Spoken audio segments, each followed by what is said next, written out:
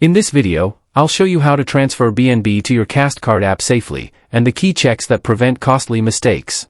Open the Kast app, tap Receive, choose Crypto, then select BNB and confirm you're using the correct network shown in-app, most commonly BNB Smart Chain. You'll see a QR code and a deposit address. Copy that address.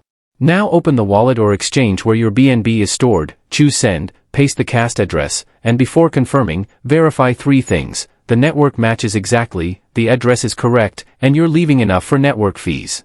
If Kast displays conversion or funding rules, review them because some card apps may apply a spread or a conversion fee when crypto is credited or spent, and those costs can vary by asset.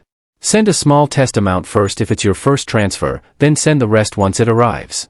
After you confirm, the transaction may show as pending until the blockchain confirms it. Refresh Kast and check your account/activity screen to see it credited. Subscribe for more step-by-step crypto app tutorials that keep your transfers safer.